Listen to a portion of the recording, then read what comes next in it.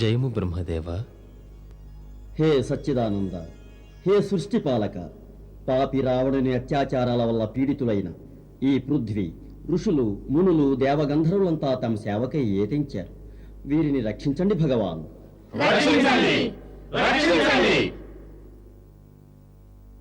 పృథ్వీపై ధర్మసత్యాలు నశించిపోతున్నాయి ప్రభు. పాపశక్తులు పెరిగిపోతున్నాయి. రాక్షస చక్రవర్తి రావణుడు అహంకార మతంలో మునిగిపోతూ త్రిలోకాలను తన పాదాల కింద నలిపివేయనున్నాడు. దేవ దానవ మానవులు ఎవ్వరూ అతన్ని ఎదుర్కొనుటకు సాహసించలేకపోతున్నారు. ఎందుకంటే స్వయంగా బ్రహ్మ మహేశ్వరులే అతనికి వరదానం చేశారు. ఈ దేవ దానవ నాగ కిన్నెర గంధర్వులు ఎవరి చేతుల్లోనూ అతనికి మరణం లేదని. ప్రభు, తమ సృష్టి యొక్క భారాన్ని సహించుటే నా ధర్మం. కానీ ఎప్పుడు ధర్మస్థానంలో అధర్మం రాజ్యం చేస్తుందో, ఆ అధర్మం వల్ల అనాచారం, అనాచారం వల్ల భ్రష్టాచారం, ఆ భ్రష్టాచారం వల్ల అత్యాచారం జ్వాలగా లేస్తుంది. ఇప్పుడు అత్యాచార వృత్తికి నిదర్శనం మీరే తిలకించండి. పాప జ్వాలలో నా దేహం దహించుకుపోతుంది. ప్రభు, నన్ను రక్షించండి. పృథ్వీ హాహాకారం చేస్తున్నది దయానిధి. ఆ మాయావి నడక సాగిస్తుంటే ఈ సకల ధరిత్రిని అతని పాదాల క్రింద నలిపి నాశనం చేస్తున్నట్టున్నది. అసురుల అరాచకాలకు ధర్మశీలులు అసహ్యించుకుంటున్నారు. అతని సైనికులు జనులను హింసిస్తున్నారు. రాక్షసులు సాధుజనుల రక్తాన్ని సేవిస్తున్నారు ప్రభు. నేడు అబలల శీలాన్ని, పురుషుల మానధనాన్ని రక్షించేవారు ఎవ్వరూ లేరు. నరకయాతన నర్తిస్తోంది. ఏ ఒక్కరైనా ధర్మసత్యాలను అనుసరించి నడవడానికి ప్రయత్నిస్తే వారు సజీవులు కావడం లేదు. నేడు సకల ప్రాణులు పాపభూయిష్టమైన మార్గాన నడుచుటకు నిర్బంధించబడుతున్నారు. అటువంటి స్థితి కలిగిన నాడు సత్యరక్షణ కావించుటకు ఒక మహాశక్తివంతమైన అవతారం ఎత్తవలసిన అవసరం కలుగుతుంది. సత్యదానంద, దేవాదిదేవ ప్రణామం. ఏ వ్యక్తినైనా అహంకారి చేస్తుందో ఆ శక్తిని దురుపయోగం చేయుట వల్ల లోకుల హాహాకారాలు పెళ్ళుబుకుతాయో ఆ సమయంలో స్వయంగా ఈశ్వర శక్తియే అతని వినాశానికే అవతరిస్తుంది. ఆ విధానాన్ని అమలు చేయుట తమ కర్తవ్యం ప్రభు. ధరిత్రిపై ఎప్పుడు ఏ నీచుడైనా ప్రాణులందరినీ తన కాళ్ల కింద నలుపుటకు ప్రయత్నం చేస్తే ఆనాడు ఒక సత్యవంతుడైన వ్యక్తి అతనిని లెక్క చేయక ఎదురు తిరుగుతాడు. ఎందుకంటే ఒక ఉన్నతమైన శక్తి అందరిపైన ఉంటుందని, ఆ శక్తి తనకు న్యాయం చేస్తుందనే ధైర్యంతో, సత్యానికి విజయం చేకూరదని అంతరంగంలో అపనమ్మకం కలిగితే ఆనాడు ఎవరూ ధర్మ మార్గాన్ని అనుసరించరు. సమాజం మారిపోతుంది. ధరిత్రి, సూర్యుడు, చంద్రుడు తమ తమ దారులు మార్చుకుంటారు. సృష్టిలో సకల కర్మలు అస్తవ్యస్తమైపోతాయి. దేవగురువు బృహస్పతి నిజం వచించారు ప్రభు. ఇదే సమయం. ఇక ఈశ్వరావతారానికి ఆవశ్యకత ఉన్నది. త్రిపురారి, పాపుల పాపంలోనే వారి వినాశన బీజాలు దాగి ఉంటాయి. ఆ రావణుడు తనను మించిన శక్తి ఈ ప్రపంచంలో ఏదీ లేదనుకుంటున్నాడు. అతని నాశనం ఆ అహంకారంలోనే పొంచి ఉంది. ఆ అహంకార కారణంగా అతడు వరాలు కోరినప్పుడు మానవుల వలన, వానరుల వలన చావకూడదని కోరుకోలేదు. ఏ మానవుణ్ణి క్రిమికీటకాల కంటే నీచంగా భావించాడు, ఆ సామాన్య మానవ రూపంలోనే అవతారమెత్తి వానికి శృంగభంగం చేస్తాను. మా సర్వాంగాలతో సహా అయోధ్యరాజు దశరథుని ఇంట జన్మిస్తాను. రాక్షసుల అత్యాచారాల నుండి పృథ్వీని సంరక్షిస్తాను. ఈ ధరిత్రిపై ఎప్పుడు ఎవరు సత్యాన్ని, ధర్మాన్ని అనుసరిస్తారో వారికి విశ్వాసం కలిగిస్తాను. కడకు సత్యానికే జయం కలుగుతుందని ఈ సకల సృష్టిలో ఒకే జయఘోష మారుమ్రోగుతుంది. సత్యమేవ జయతే, సత్యమేవ జయతే, సత్యమేవ జయతే, సత్యమేవ జయతే, సత్యమేవ జయతే, సత్యమేవ జయతే. ఆదిదేవ నమస్తుభ్యం ప్రసీద మమ భాస్కర దివాకర నమస్తుభ్యం ప్రభాకర నమోస్తుతే.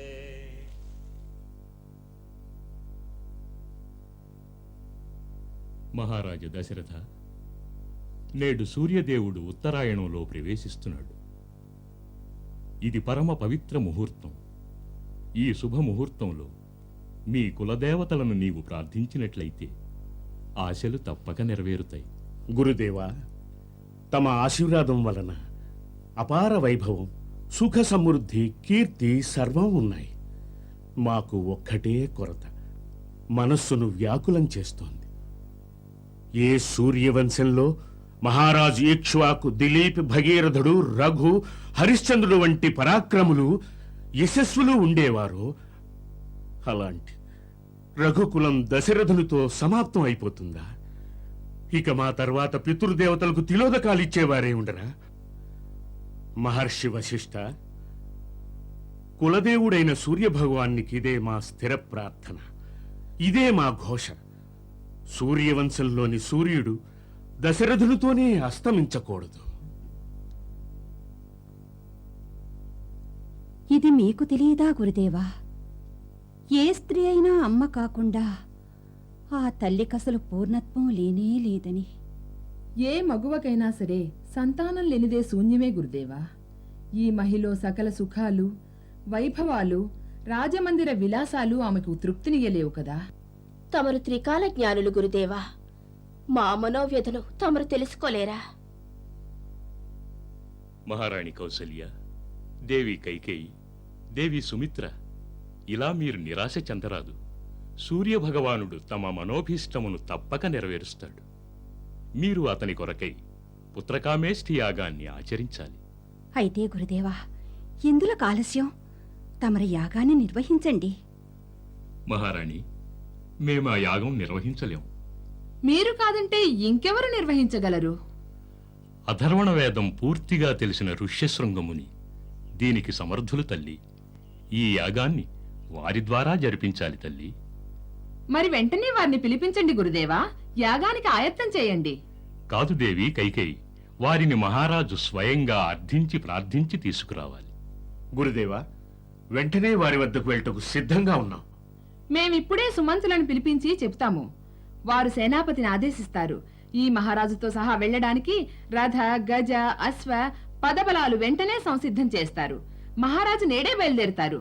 కాదు దేవి కైకేయి, అక్కడ రథ, గజ, అశ్వ, పదబలాల ఆవశ్యకత లేదు. మహారాజు ఒక యోగి వద్దకు యాచనార్థం సాగుతున్నారు. తమ ఐశ్వర్య పరాక్రమాలను ప్రదర్శించుటకు కాదు. దేవి, భిక్ష రిక్తపాత్రలలోనే వేస్తారు. ఒక మహాత్ముని వద్దకు తన వైభవాన్ని చూపడానికి వెళితే రజిత స్వర్ణాలకు బదులు అతడు అహంకారాన్ని తీసుకుని వస్తాడు. తమరు సత్యం వచించారు గురుదేవా. ఋష్యశృంగ మునిద్వారం చెంతకు రాజా దశరథుడు కాదు, భిక్షువు దశరథుడు పాదరక్షలు లేకుండా వెడతాడు. ఆశీర్వదించండి. నీ మనోభీష్టం సఫలమవుతుంది రాజా.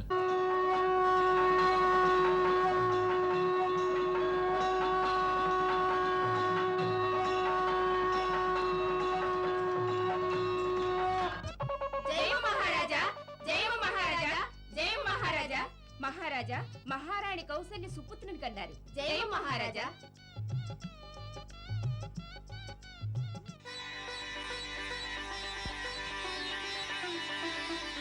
మంగళం రాజరాజేశ్వర, మంగళం మంగళం. మా కైకేయి మాతృమూర్తి అయ్యింది. మా కైకేయి రాణి కుమారుణ్ణి ప్రసవించింది. తను తల్లి అయ్యింది. నా పరువు కాపాడింది. మహారాణికి మా అభినందన తెలుపు మంధర. మహారాజులకు జేజేలు. మా కైకేయికి జేజేలు. మా కైకేయికి జేజేలు. మహారాజా, దేవి సుమిత్రకు పుత్రుడు పుట్టాడు. మహారాజా, ఒకరు కాదు, ఇద్దరు పుట్టారు. అహో అహో సూర్య భగవాన్.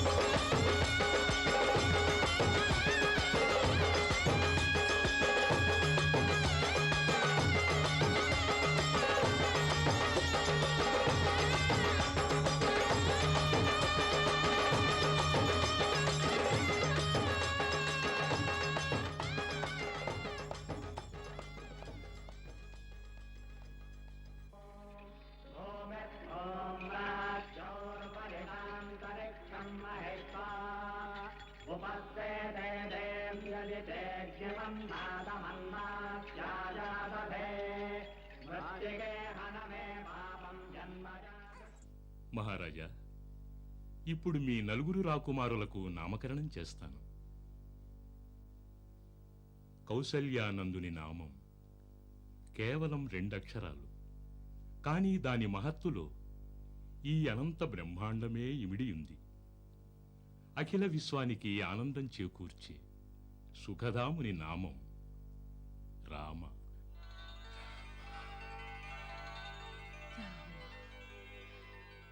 మా రాముడు.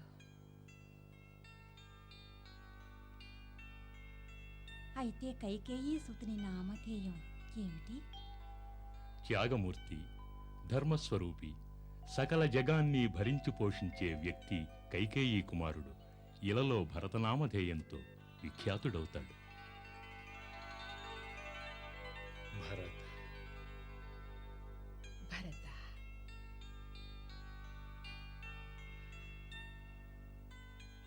గురుదేవా, సుమిత్రా సోదరి తనయులైనట్టి ఈ ఇరువురి రాకుమారుల నామధేయాలేమిటి? మేము వీళ్ళని ఏమని పిలవాలి?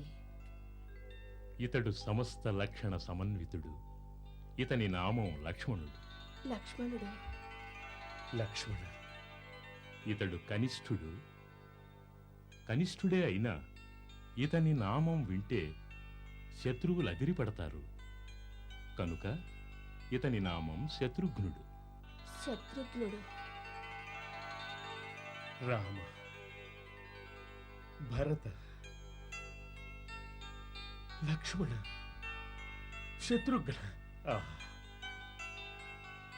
గురుదేవా, ఈ నలుగురి యొక్క జాతకాల్లో గ్రహ నక్షత్రాలు ఎలా ఉన్నాయి? ఏమందు నయోధ్యానాథ?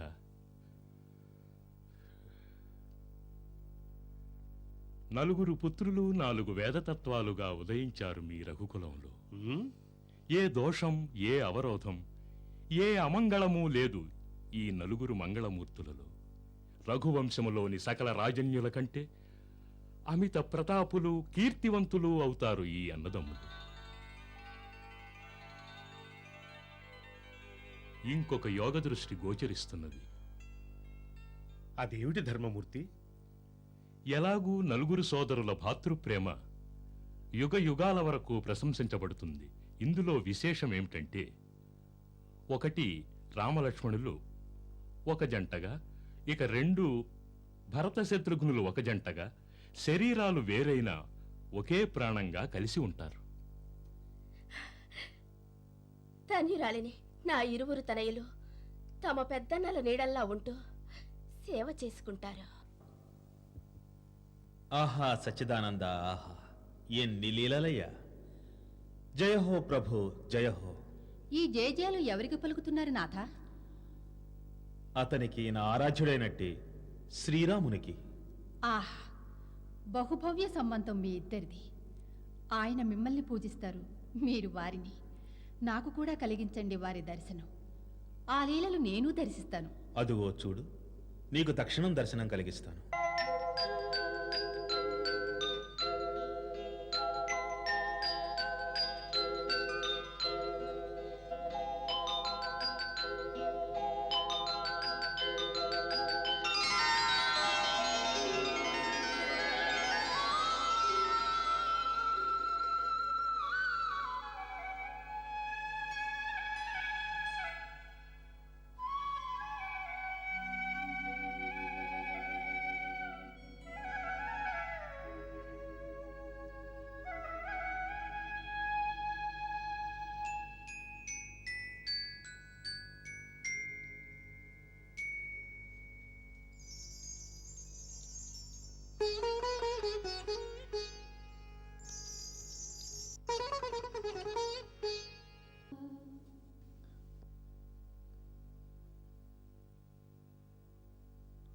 అమ్మా, అరే నా ధనుస్సు ఎక్కడా?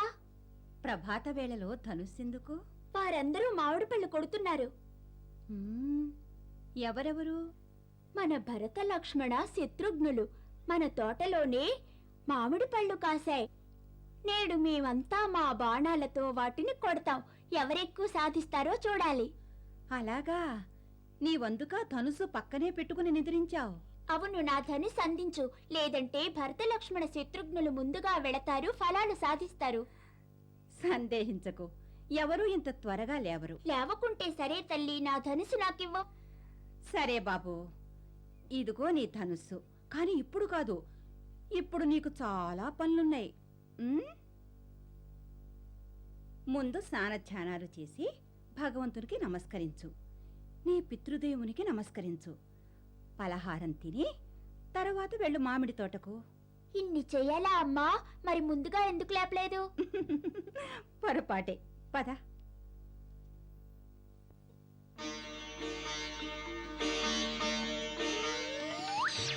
చూడు, నా ఫలాలు కింద పడ్డాయి. చూడండి, ఇవి రాముని ఫలాలు.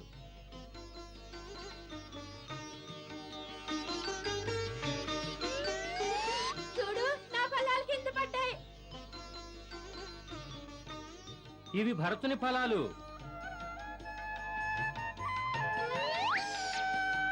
నా ఫలాలు పడ్డాయి. ఇవి లక్ష్మణుడి ఫలాలు.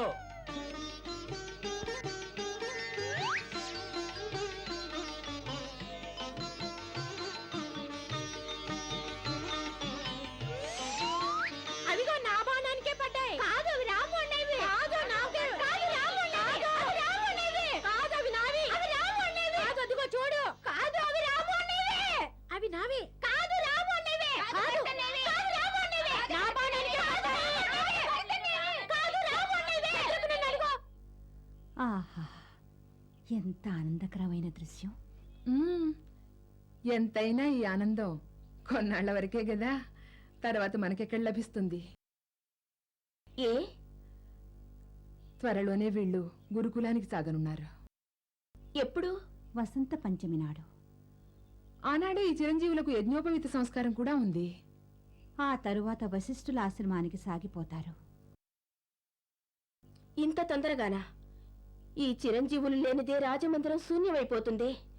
మీరు మహారాజుతో చెప్పండి, కొద్ది దినాలు ఆపమని. లేదు, వీరి నాపుట సంభవం కాదు. ఈ ముహూర్తం విద్యారంభానికి అత్యంత శుభకరమైనది. గురుదేవుల ఆజ్ఞానుసారంగా ఆనాడు 4 కుమారులకు ఉపనయన సంస్కారం జరుగుతుంది. మాకేం జరుగుతుంది? యజ్ఞోపవిత సంస్కారం. యజ్ఞోపవిత సంస్కారమా? అవును, మీకు కేశఖండన చేస్తారు. వెంటనే యజ్ఞోపవీత ధారణ చేశాక 4 సోదరులు బ్రహ్మచర్య వ్రతం చేపడతారు. మీరు బ్రహ్మచారులై మా నుండి భిక్షనందుకుంటారు. తమరు మాకు భిక్ష వేస్తారా? నాకు ఎక్కువ వెయ్యాలి పెద్దమ్మా. లక్ష్మణుడే నా బాణాన్ని విసిరేశాడు, నా ఫలాన్ని లాగేశాడు. నీకు భిక్ష లక్ష్మణి కంటే రెట్టింపుగా ఇస్తాను. కాని గురుకులానికి వెళ్ళాక ఇలా అన్నదమ్ములు కీచులాడరాదు. గురుకులానికి ఎందుకు వెళ్ళాలి? విద్యను అభ్యసించడానికి. ఇలా చూడండి, గురాశ్రమ నియమాలు బహు కఠినంగా ఉంటాయి. మహారాజు కుమారులకు సర్వసామాన్యులకు ఎలాంటి భేదభావము ఉండదు. సమాన స్థాయిలో అంతా విద్య నేర్చుకోవాలి. బ్రహ్మచర్య వ్రతం తీసుకున్న తర్వాత పాన్పుపై పడుకోవడం నిషిద్ధం. నేలపై పడుకోవాలి. పాదరక్షలు లేకుండా నడవాలి. కుంభవృష్టిలో కూడా ఛత్రాలు ఇవ్వబడవు. సదా గురువుల సేవే చెయ్యాలి. గురువుల సేవ ఎలా చేయాలి? గురువు నిద్రించిన పిదప నిద్రించాలి. లేచుటకు ముందే లేవాలి. గురాశ్రమాన్ని శుద్ధి చేసే విధానాన్ని పూర్తిగా ఆచరించాలి. యజ్ఞయాగాదులకై వనము నుంచి సమిధలు తేవాలి. మీకు గురుదేవులకు కావలసిన భిక్ష తేవాలి. పెద్దమ్మ నుండి భిక్ష నేను తీసుకువెళ్తాను. మీ ఆత్మీయుల వద్ద నుండి మీరు భిక్ష తీసుకోవడం ఉచితం కాదు నాయన, అది నిషిద్ధం. ప్రభు, ఈ కఠిన నియమం ఎందుకు విధించారు? బహు మహత్తరమైనది నియమం. శ్రీమంతుల యొక్క బాలురు కష్టపడకుండా తమ ఇళ్ల నుంచి కావలసినవన్నీ తెచ్చుకుంటే లేనివారి పిల్లలలో హీనభావం మొలకెత్తుతుంది. తద్వారా బాలకుల మధ్య సమసమాన భావం ఎలా కలుగుతుంది? విద్యాదానంలోని భావం సకల సమాజాంకితమే, కాని ఏ ఒక్కరిది కాదు. ఈ భావనతోనే గురువాశ్రమంలో భిక్షా సిద్ధాంతాన్ని ఏర్పరిచారు. గురుకులంలో మాకు ఏ ఏ శిక్షణలు ఇస్తారు? వేదం, వేదాంతం, స్మృతి, ఉపనిషత్, ఖగోళం, జ్యోతిష్యం, గణితం, సంగీతం, రాజనీతి, ధర్మనీతి. మన్నించండి, ఒక మాట సెలవేయండి. అక్కడ మాతృశ్రీ జోలపాట వినిపిస్తుందా లేదా? నాకు జోలపాట విననిదే నిదురే రాదే.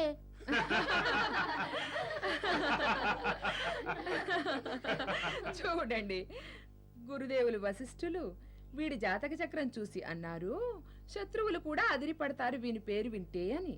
కాని వీడు అనుదినం అమ్మజోల వినాలంటున్నాడే. మహాపురుషుడవవుతావా నీవు? అయితే మహాపురుషులు జోలలు వినరా? ఎందుకు వినకూడదు? మరి అక్కడ నీకు నీ జోల పాడతాను.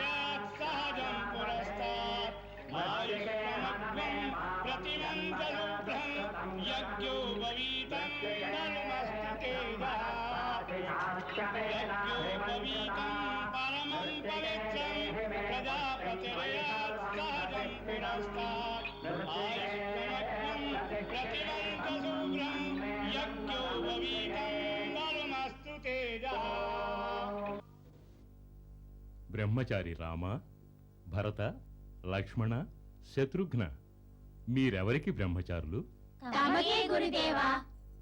ప్రప్రథమంగా మీరు బ్రహ్మ యొక్క బ్రహ్మచారులు, పిదప ఇంద్రుని బ్రహ్మచారులు, ఆ తరువాత అగ్నిదేవునికి, ఆ తరువాత నాకు బ్రహ్మచారులు.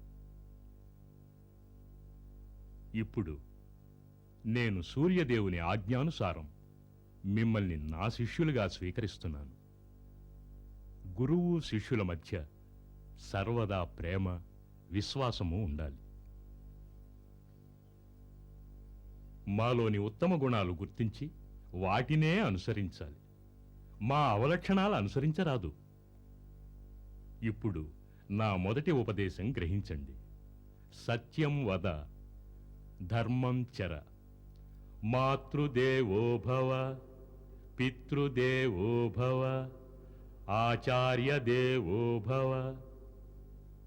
నలుగురు నాతో పాటు మూలమంత్రాన్ని ఉచ్చరించండి. ఓం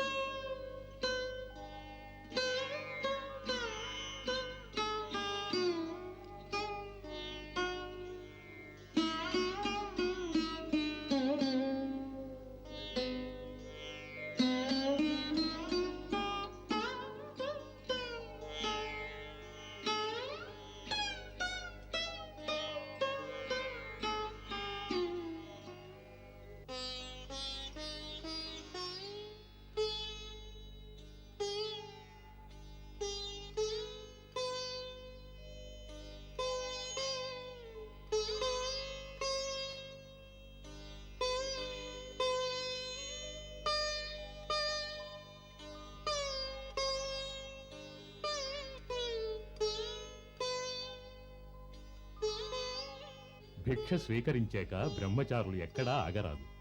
వత్సలారా, గురువాశ్రమానికి నడవండి. గురుదేవా, మీకు రథం సిద్ధంగా ఉంది. దేవి, విద్యావ్రతము స్వీకరించాక బ్రహ్మచారులకు వాహనం నిషిద్ధం. కళ్యాణమస్తు. నడవండి.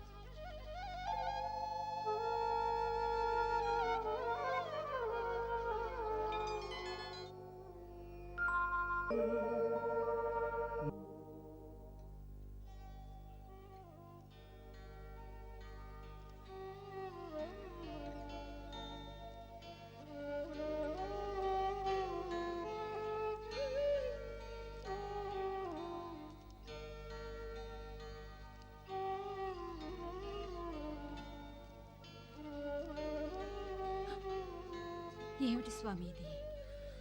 మాకు ఆకలిగా లేదు.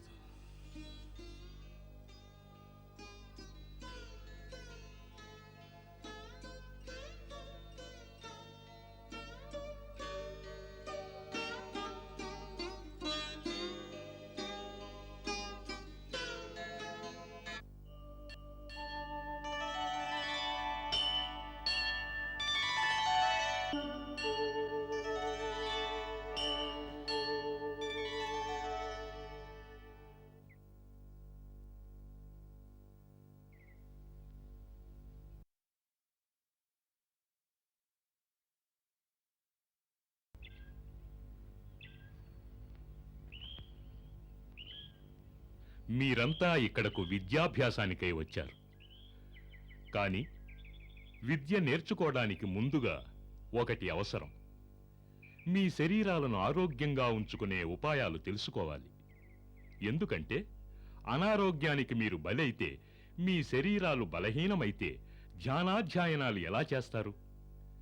జీవన ధర్మాన్ని ఎలా తెలుసుకోగలరు? మానవ శరీరం పంచభూతాలతో నిర్మించబడింది. పృథ్వీ, జలం, అగ్ని, ఆకాశం మరియు వాయువు. ఈ పంచతత్వాలు సమతూకంలో ఉంటేనే శరీరం ఆరోగ్యంగా ఉంటుంది. మానవుల శరీరాలపై వీటి ప్రభావం పడుతుంది. ఎలా అంటే తినే తిండి, తాగే నీరు, వాతావరణం, అతని ఆలోచనలు, అతని ఆచరణలు ఇవన్నీ సాత్వికంగా ఉండాలి. ఇవేగాక మరొకటి కూడా ఉంది, అదే ఆకర్షణ శక్తి. దాని సహాయంతోనే ఈ విశ్వంలో సకల కణాలు తమ తమ స్థానాల్లో స్థిరంగా ఉంటాయి. ఆకాశంలో ఎన్ని తారలు గోచరిస్తున్నా ఒకదానినొకటి ఆకర్షించుకునే శక్తి కలిగేందువల్ల తమ తమ స్థానాల్లో స్థిరంగా ఉన్నాయి. ఆ ఆకర్షణా శక్తి వల్లనే ఆ విద్యుత్ తరంగాలు అనంతంగా పయనిస్తూ ఉంటాయి. ఆ తరంగాలు సూర్యునిపై, చంద్రునిపై, నక్షత్రాలపై, ఈ భూతలంపై, చివరకు మానవ శరీరాలపై కూడా ప్రభావం చూపిస్తాయి. మీకు నేను నా శరీరంలో చూపిస్తాను, చూడండి. ఆ తరంగాలు మానవ శరీరంపై ఎలా సంచరిస్తున్నాయో, మానవ శరీరంలో కూడా ఆకర్షణ ధ్రువం ఉంటుంది. దాని చుట్టూ ఆ తరంగాలు వృత్తాకారంగా కదలాడుతూ ఉంటాయి. అవి కంటికి కానరావు, కానీ వాటి గాఢ ప్రభావం మన శరీరాలపై ఉంటుంది. అవి మన మానసిక, శారీరక ఆరోగ్యానికి బహుమహత్తరమైనవి. అందువలన మీరు నిద్రించే సమయంలో నిర్దిష్టమైన దిశవంక పడుకుంటే మీ శరీరాలపై ధరిత్రి యొక్క తరంగాలు అనుకూలంగా పడతాయి. మాతో మా తండ్రి గారు అన్నారు, ఆశ్రమంలో పాదుకలు లేకుండా నడవాలని. ఇంకో మాట కూడా అన్నారు, ఎండా వానల్లో ఛత్రం ఉపయోగించరాదని. ఎందుకని గురుదేవా? ఎందుకంటే గురువు కర్తవ్యం తన యొక్క శిష్యులను సర్వసన్నద్ధులుగా చేయాలి. అప్పుడే జీవితంలో వారు ఏ అవరోధాలైనా ఎదుర్కొంటారు. నేడు మీ రాకుమారులు రేపు వనవాసం చేయవలసి వస్తే ఆ సమయంలో మీకు ఆత్మబలం లేకపోయినట్లయితే అశక్తులవుతారు. అందువలన ఈ కఠోర తపస్సుకు ఆవశ్యకత ఎంతైనా ఉంది.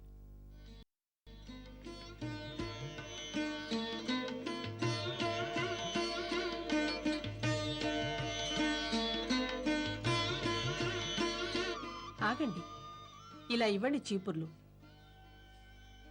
అమ్మా, చీపుర్లు తీసుకోవాల నుండి.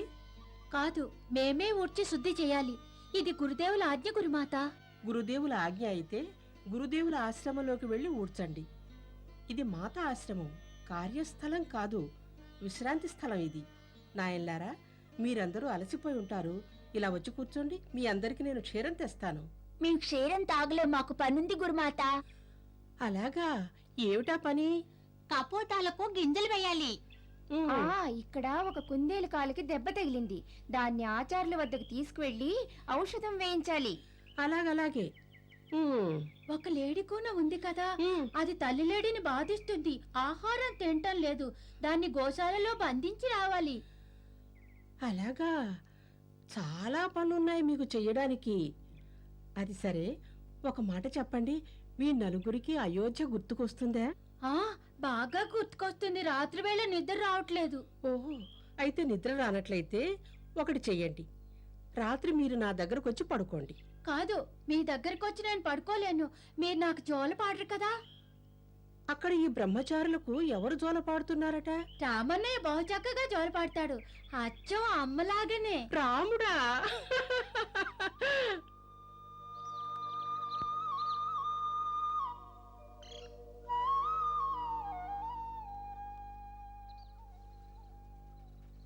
రామన్నయ్య, జోలపాట పాడవా?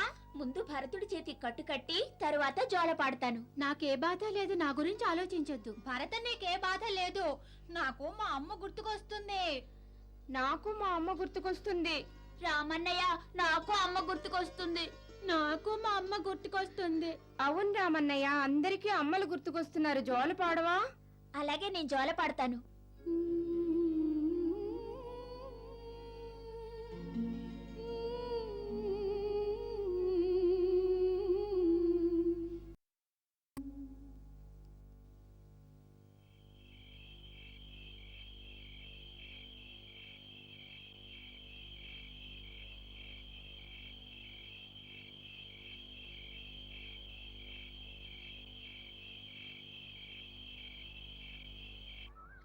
దేవి అరుంధతి, ఈ బ్రహ్మచారులు మా శిష్యులు.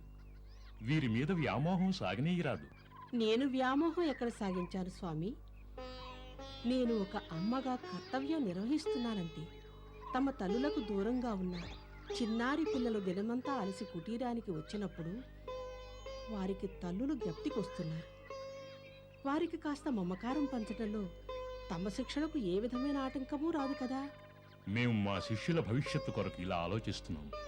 వీరు వీరపురుషులుగా మారి ఇతరులను రక్షించాలి, ఈ ధరిత్రిని పాలించాలి. అందుకే వారి జీవితం ఇప్పటి నుండి ఒక కఠోర తపస్సులా కొనసాగాలి.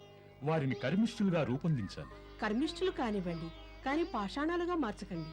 భావనల సున్నితాన్ని కూడా వారిలో కలిగించండి. నా మనసులో ఉన్నదే చెప్పు.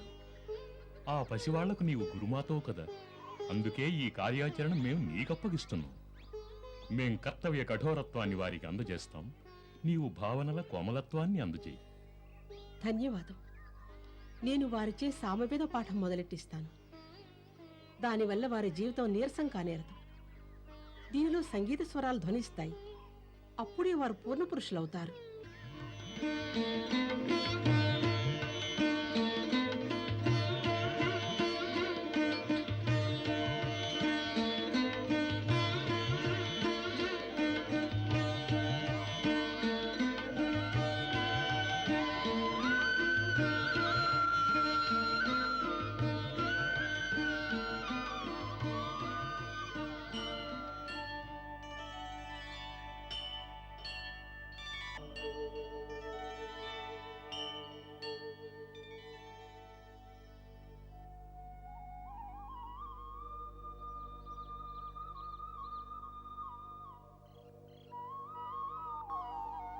సర్వమంగళ మాంగళ్యే శివే సర్వార్థ సాధకే శరణ్యే త్రయంబికే గౌరీ నారాయణీ నమోస్తుతే.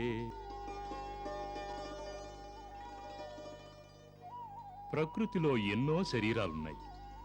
జంతువులని, పక్షులని, జలచరాలని. కాని సకల సృష్టిలో దుర్లభమైన ఉత్తమ శరీరం మానవ శరీరం. ఎందుకంటే అందులో ఆధ్యాత్మిక శక్తే ఉన్నది. అది ఏ ఇతర శరీరాలలోనూ ఉండదు. ఆధ్యాత్మిక మానసిక శక్తుల సంయోగము ప్రతి మానవ శరీరంలోనూ జరుగుతుంది. ఆ శరీరం ఉన్నత జాతిదైనా న్యూన జాతిదైనా వర్ణవర్గాలేవైనా ప్రకృతి వాటి ఎడల భేదాన్ని చూపించదు. అందుకే ప్రతి మానవ శరీరం ముక్తికి ద్వారం అనబడుతుంది. శరీర ముఖ్య కేంద్రాలలో నిరంతరం ఒక శక్తి స్పందిస్తూనే ఉంటుంది. మనం ఆ శక్తిని మేల్కొలిపి స్వాధీనం చేసుకోలేకపోతే మనకు దాని ప్రయోజనం ఉండదు, నిష్ప్రయోజనం అవుతుంది.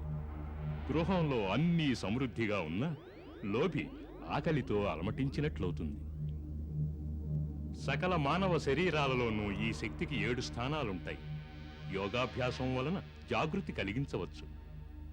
మీకు నేను నా శరీరంలో గల 7 స్థానాలను చూపిస్తాను, చూడండి.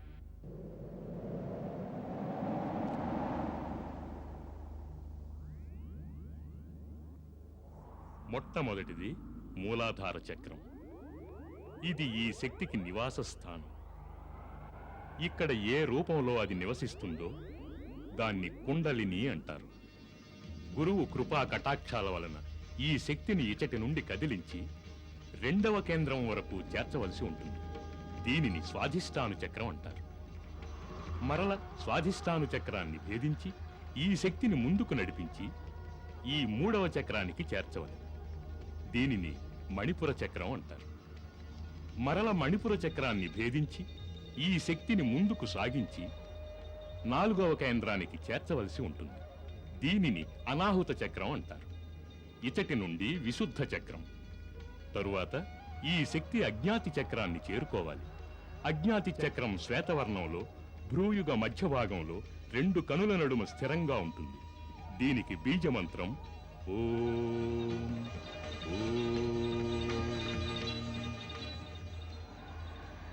ఒకవేళ ఈ మహాశక్తిని దుర్వినియోగపరిచిన, ఇందులో ఏదైనా పొరపాటు జరిగిన తరువాత ఈ శక్తి స్వాధీనం తప్పిపోతుంది. దానితో సాధకుడు దిగజారిపోతాడు. ఆ దిగజారిన సాధకుడు అరాచకుడవుతాడు. అతడు ఈ శక్తితో పరులను నాశనం చేస్తాడు. కాని అంతంలో ఇదే శక్తి అతనిని కూడా నాశనం చేస్తుంది.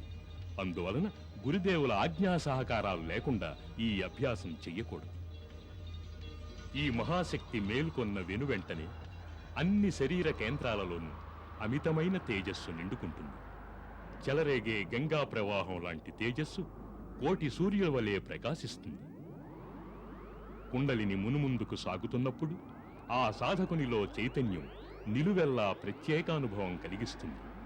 అది ఎప్పుడు 6వ చక్రాన్ని భేదించి 7వ చక్రాన్ని చేరుకుంటుందో అప్పుడు యోగి పూర్ణ సమాధిలో లీనమైపోతాడు. అతట కోటి వెలుగులమయం, అఖండ ప్రకాశం. అతటకు చేరితే ఒక అలౌకిక ఆనందానుభూతి కలుగుతుంది. అతట మానవ చైతన్యం ఆది అంతాల హద్దులు దాటి సాగిపోతుంది. అదే పరమాత్ముని దివ్యధామం. అతట త్రికాలాలలో సమస్త లోకాలు మనకెదురుగా ప్రత్యక్షమవుతాయి.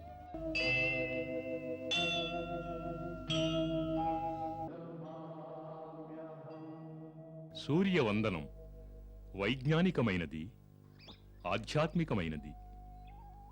సూర్యోదయ సమయంలో సూర్యునికి అభిముఖంగా నిలిచి వందనం చేస్తే శరీరారోగ్యం చేకూరుతుంది. మనస్సులో ప్రకాశం పెరుగుతుంది. జీవిలోపల గల శక్తి పెరుగుతుంది. అదే సమయం యోగ సాధనకు కూడా సముచితమైనది. యోగం అంటే యోగ చిత్తవృత్తి నిరోధః. మనసులో గల సకల ఆలోచనలను అరికట్టి ఒకే కేంద్రం వంక మనసును లగ్నం చేసుకొనుటే యోగం అంటారు. యోగం వలన మనోస్వాధీనం కలిగితే సకల సిద్ధులు కలుగుతాయి. ఎందుకంటే మనసు ఈ సృష్టిలో అన్నిటికంటే శక్తివంతమైనది. అదే మనుషుల బంధాలకు మోహాలకు కారణమవుతుంది. అదే పాపానికి పుణ్యానికి కర్త. పుణ్యమేమిటి, పాపమేమిటి గురుదేవా? ఇతర జీవుల దుఃఖాన్ని దూరం చేయుట, వారికి సుఖాన్ని చేకూర్చుట, వారిని ప్రేమించుట, అదే పుణ్యం, అదే ధర్మం. మరి ఇతరులను పీడించుట, ఇతరుల మనసును వేధించుట అధర్మం, అదే పాపం. ప్రేమే పుణ్యం, ద్వేషం పాపం. పాపపుణ్యాలలో పడే జీవి ఒక యోని నుంచి మరి ఒక యోనిలో జన్మిస్తాడు, మరణిస్తాడు, మరలా జన్మిస్తాడు. ఈ జన్మకు అంతమేమిటి గురుదేవా? మరణం. గురుదేవా, మరణం అంటే ఏమిటి? ప్రాణి ఒక శరీరంలో ప్రవేశిస్తే దానిని జననం అంటారు. మరల ఈ శరీరాన్ని విడిచి వేరే చోటుకు సాగిపోతే దాన్ని మరణం అంటారు. నిజానికి కేవలం శరీరమే మరణిస్తుంది, ఆత్మ మరణించదు. మనలో సజీవంగా ఉండేది జీవాత్మ. మన జీవాత్మలో జ్యోతి కిరణాల్లాగా అనంత కాలచక్రంలో తిరుగాడుతూ ఉంటాయి. సకల జీవాత్మలు ఈ అనంత మార్గంలో ఒంటరిగా పయనిస్తూ ఉంటాయి.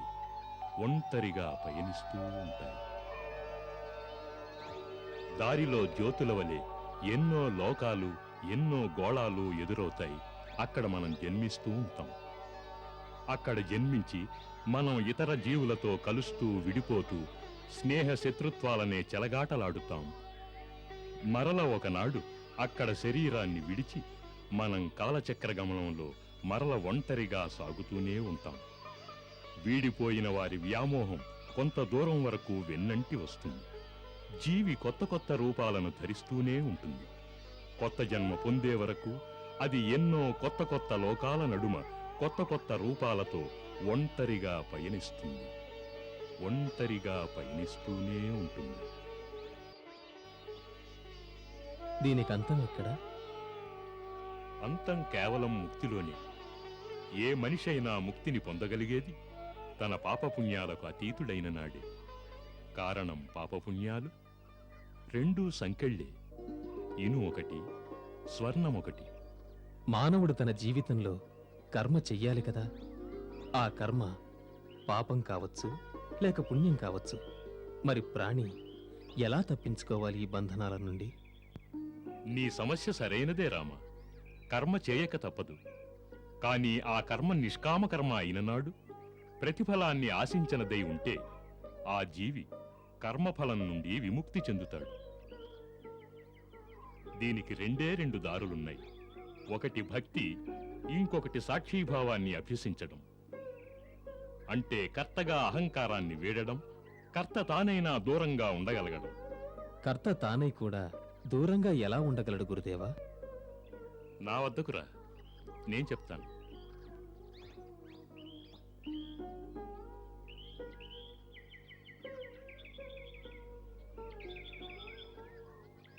కూర్చో. రామ,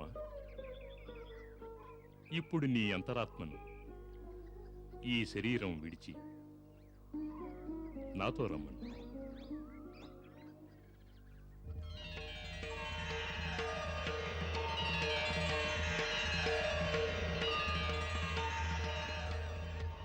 ఇక్కడి నుండి తిలకించు. అహంకారపూరితమైన లోకంలో ఒక గురువు, వశిష్ఠుడు, తనకు తానే మహాజ్ఞానినని అనుకుంటున్నాడు. అతను తన శిష్యులపై తన విద్వదాధికారాన్ని చెలాయిస్తున్నాడు. కానీ వారు చాలా మంచి పని చేస్తున్నారు. విద్యాదానం బహు పుణ్యం కదా. పుణ్యమే, కాని పుణ్యంలో ఒక భయం ఉంది. దానికి అహంకారాన్ని ప్రజ్వలింపజేసే శక్తి ఉంది. ఇలాగే పెద్దవారు కూడా ఎప్పుడు వ్యక్తి తనకు తాను సాక్షిభావంతో తన కర్మను సాగిస్తాడో అప్పుడు అతనిలో అహంకార భావం జనించే అవకాశం లేదు, వినమ్రత కలుగుతుంది. అందుకే జ్ఞానులన్నారు, విద్య వసంగు వినయం. నిజ విద్య వినయభావాన్ని కలిగిస్తుంది. ఈ వినయం నుండి జీవి భక్తిని పొందుతాడు. ఎవరైతే భక్తిని సంగ్రహిస్తారో వారు తిరిగి పొందడానికి ఇంకేమీ లేదు. వారు ఎక్కడ నిలుస్తారో అదే దేవాలయం అవుతుంది. వారన్నదే ఒక శాస్త్రమై నిలుస్తుంది. మానవుడు తన జీవితంలో కర్మ చెయ్యాలి కదా. ఆ కర్మ పాపం కావచ్చు, లేక పుణ్యం కావచ్చు. మరి ప్రాణి ఎలా తప్పించుకోవాలి ఈ బంధనాల నుండి? నీ సమస్య సరైనదే రామ. కర్మ చేయక తప్పదు. కాని ఆ కర్మ నిష్కామ కర్మ అయిననాడు ప్రతిఫలాన్ని ఆశించనదై ఉంటే ఆ జీవి కర్మఫలం నుండి విముక్తి చెందుతాడు.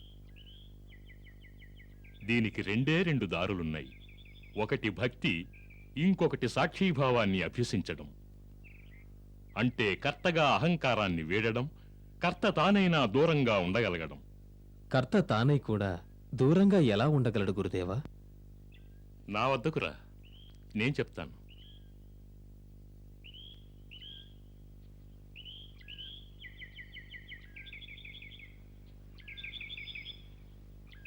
కూర్చో. రామా, ఇప్పుడు నీ అంతరాత్మను ఈ శరీరం విడిచి నాతో రమ్మను.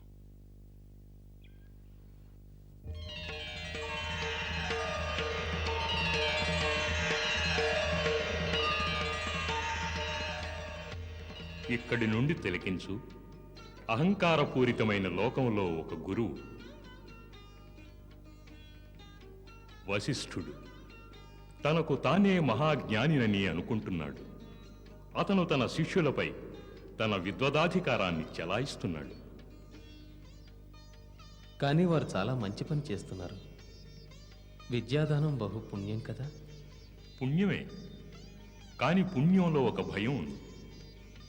దానికి అహంకారాన్ని ప్రజ్వలింపజేసే శక్తి ఉంది. దాని నుండి మనను రక్షించుకోవాలి. ఎప్పుడు వ్యక్తి తనకు తాను సాక్షిభావంతో తన కర్మను సాగిస్తాడో అప్పుడు అతనిలో అహంకార భావం జనించే అవకాశం లేదు, వినమ్రత కలుగుతుంది. అందుకే జ్ఞానులన్నారు, విద్య వసంగు వినయం. నిజ విద్య వినయభావాన్ని కలిగిస్తుంది. ఈ వినయం నుండి జీవి భక్తిని పొందుతాడు. ఎవరైతే భక్తిని సంగ్రహిస్తారో వారు తిరిగి పొందడానికి ఇంకేమీ లేదు. వారు ఎక్కడ నిలుస్తారో అదే దేవాలయం అవుతుంది. వారన్నదే ఒక శాస్త్రమై నిలుస్తుంది. రామ, ఈనాటికిది చాలు. నేడు మహాశివరాత్రి, పరమేశ్వరుని పూజించాలి.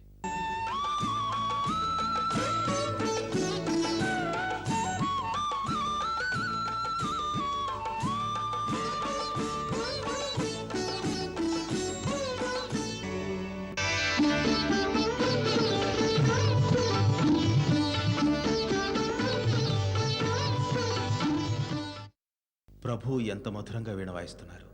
నృత్యం చేయాలని ఆశగా ఉంది. కాదనగలిగేదెవరు?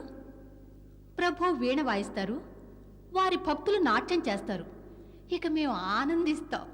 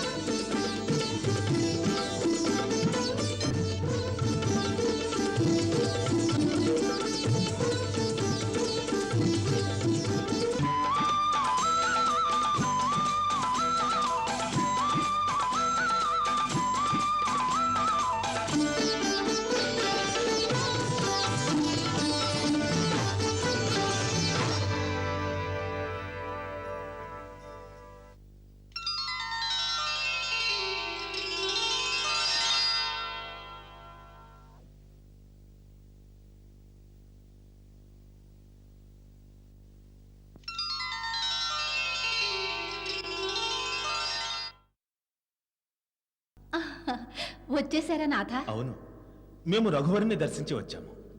మీ రఘువరులు కూడా తమరిని దర్శించారా లేదా? అది వారికే తెలియాలి.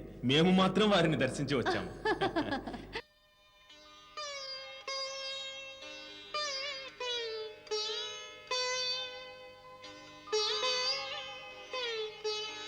ప్రణామం మహారాణి. ఏమిటివన్నీ సుమంత్ర? రాకుమారులకు నూతన వస్త్రాలు. గురు ఆశ్రమం నుండి సందేశం వచ్చింది. నలుగురు రాకుమారుల శిక్షణ దీక్ష పూర్తయ్యాయి. జననీ జనకులు పంపిన వస్త్రాలు వేసి విద్యార్థులకు గురు ఆశ్రమంలో వీడ్కోలు ఇస్తారట.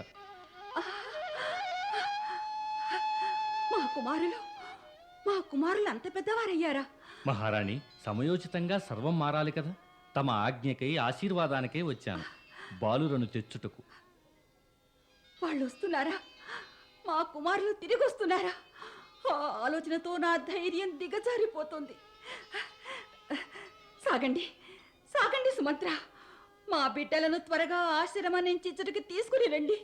ఈనాడు మీ గురుకుల వాసానికి అంతిమ దినం. మేము ఇచ్చే విద్యాదానమంతా పరిపూర్తి చెందినది. నేడు దీక్షాంతర సమావేశ సమయంలో నేను మీకు ముఖ్యోపదేశం చేస్తున్నాను. సా విద్య యా విముక్తిదే. నిజ విద్య అనేది ముక్తి కలిగించేది. అందుకే నేటి నుండి నేను మిమ్మల్ని సమస్త ఆదేశాల నుండి విముక్తి చేస్తున్నాను. సమగ్ర జీవన పథంలో సాగడానికి బద్ధులు కండి. ఆత్మదీపో భవ అంటే మీరు నా ఆదేశాలను అంధవిశ్వాసంతో పాటించవలసిన అవసరం లేదు. మీ విద్య, మీ వివేకాలతో మీ ధర్మాన్ని, మీ కర్తవ్యాన్ని స్వయంగా నిర్ణయించుకోండి. శాస్త్రానుసారంగా మానవ జీవితంలో గల రుణత్రయాలను చెల్లించుకోవాలి. దేవరుణం, పితృరుణం, ఆచార్య రుణం. దేవరుణం భక్తి పూజలచే చెల్లించగలుగుతారు. సర్వ ప్రాణులలోనూ భగవంతుని రూపం కనగలిగితే అన్ని ప్రాణులు మీ దృష్టిలో పూజనీయం కాగలవు. అదే భగవంతునికి చేసే పూజ. అలా దేవరుణం చెల్లించుకుంటారు. మీ సుఖాన్ని త్యాగం చేసి మాతాపితృల సేవకు సమర్పించిన కారణంగా పితృరుణం తీర్చుకోగలుగుతారు. ఇక ఉన్నది మా గురుదక్షిణ. మీరు మీ ఆచరణల వలన, కర్మల వలన ఈ సృష్టిలో సుఖ సౌందర్యాలను మీరు పెంచుకోగలగాలి. మానవ ధర్మార్థాలను స్థాపించి సహజ వైరాన్ని తొలగించి ఉదాత్త ప్రేమ బీజాలు నాటండి. ఈ వాగ్దానం మీ నుండి తీసుకుని మిమ్ములను ఆచార్య రుణం నుండి విముక్తి చేస్తున్నాను. మా ఆశీర్వాదం సదా మీకు తోడుంటుంది. మీరు ఎప్పుడు నన్ను తలచినా అప్పుడు మీ చెంతకొస్తాను.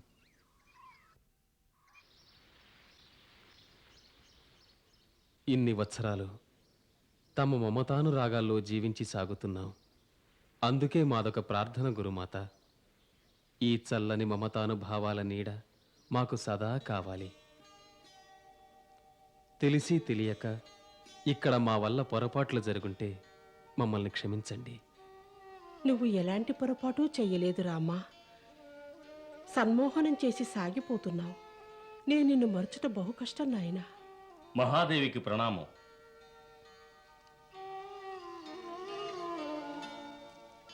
గురుమాత అరుంధతి చరణాలకు ఈ సుమంత్రుని సాదర ప్రణామం. కళ్యాణమస్తు సుమంత్ర. మహారాణి కౌసల్య రాజకుమారుల వస్త్రాలతో సహా తమ కొరకు కొన్ని బహుమానాలు పంపారు. ధన్యవాదాలు అందించు. ఆశీర్వాదాలు అందించు అయోధ్య మహారాణులకు. రామ, భరత, లక్ష్మణ, శత్రుఘ్న, ఆర్య సుమంత్రుడు అయోధ్యకు మహామంత్రులు, దశరథ మహారాజులకు బాల్య స్నేహితులు. ఈయనకు ప్రణామం చెయ్యండి. ప్రణామం ఆర్య సుమంత్రులకు. చిరంజీవులు కండి, యశస్సులు కండి. మీరు తగిన సమయానికే ఎతించారు ఆర్య సుమంత్ర. వీరిని అయోధ్యకు పంపుటకు ముందుగా రాకుమారులుగా అలంకరించటంలో మీరు మాకు సహకరించి తీరాలి. లేదంటే అయోధ్య మహారాణులు అనుకోవచ్చు ఈ మహారాజు పుత్రులను అలంకారహీనులుగా సామాన్యంగా పంపించారే అని. నడవండి.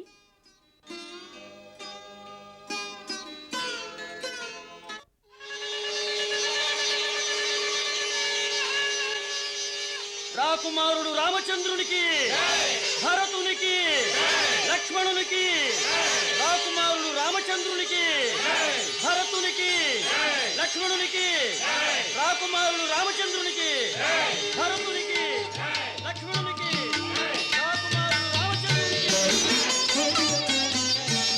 మహారాణి, మహారాణి, రాజకుమారులు నగర ప్రవేశం చేశారు. జనులు జయజయరాతాలు పలుకుతున్నారు. వారిపై పూలజలు కురిపిస్తున్నారు.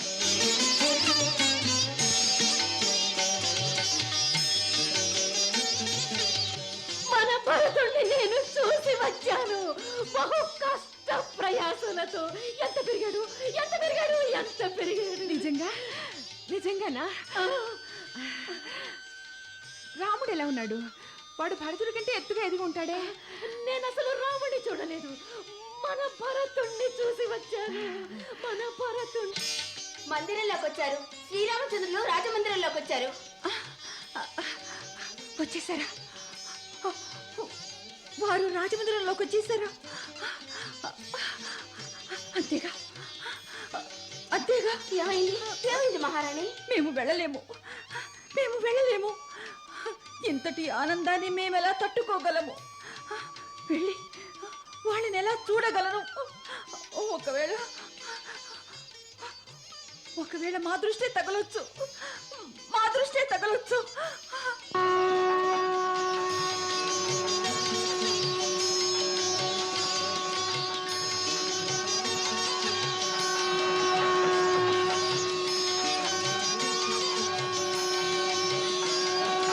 చూసారా ఎంత అన్యాయం జరిగిందో?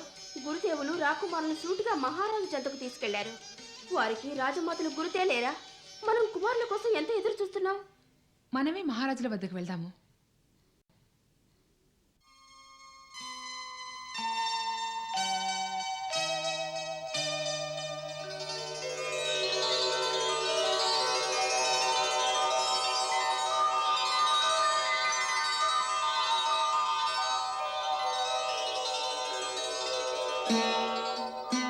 మీ కుమారుడు రాముడను భ్రాతృసహితంగా తమ అపార సేవలకు సమర్పితమయ్యాను. తమ ఆజ్ఞలను పాలించుటయే నా జీవన ధర్మం జనక. భగవంతుడు నీకు దీర్ఘాయువు ప్రసాదించి సర్వదా రక్షిస్తాడు. గురుదేవా, తమ కృప వలన నేడు మా నలుగురి మనోరథాలు నెరవేరాయి. అయోధ్యానాథ, మీరు ఆనాడు చిన్ని బాలురను చేతికి అప్పగించారు. నేడు వారిని పూర్ణ పురుషులుగా మలచి వేదాంత, ధర్మశాస్త్ర, సమాజ శాస్త్ర, అర్థశాస్త్ర, రాజనీతి సమస్త విద్యల్లోనూ ప్రవీణులను చేసి నేను మీకు అప్పగిస్తున్నాను. క్షమించాలి గురుదేవా. మేముగ్గురం మందిరంలో నిరీక్షించలేక వచ్చాం. మేము నిజంగా దోషులం మహారాణి. దేవి అరుంధతి మాతో వచించింది ఈ కుమారులను ముందుగా మాతృమూర్తి వద్దకు తీసుకువెళ్ళమని. కానీ రాజకీయ నిష్ఠల వలన మేము మరిచాం. క్షమించాలి తల్లి. మీ సమగ్ర సంపదను మీ హస్తగతం చేస్తున్నాను. ఈ వనవాసి వీరిచే కఠోర తపస్సు చేయించాడు. ఇక మీరు వీరిని మీ చల్లని నీడన చేర్చుకోండి.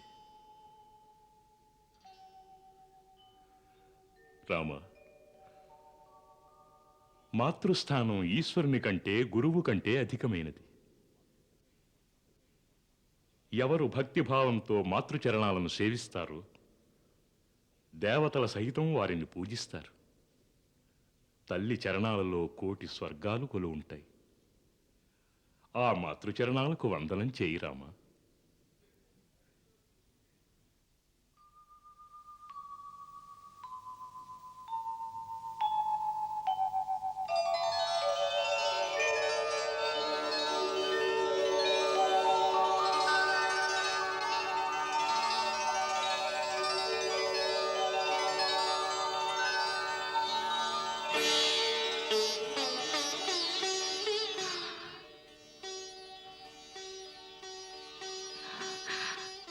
నా రామా, ప్రియ రామా, ఎంత పెద్దవాడు అయ్యావు నైనా.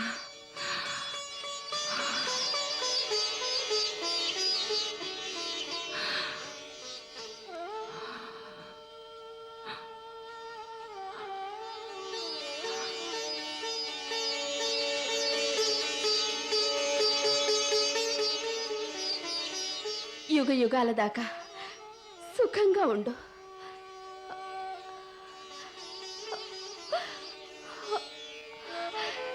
కుమారా.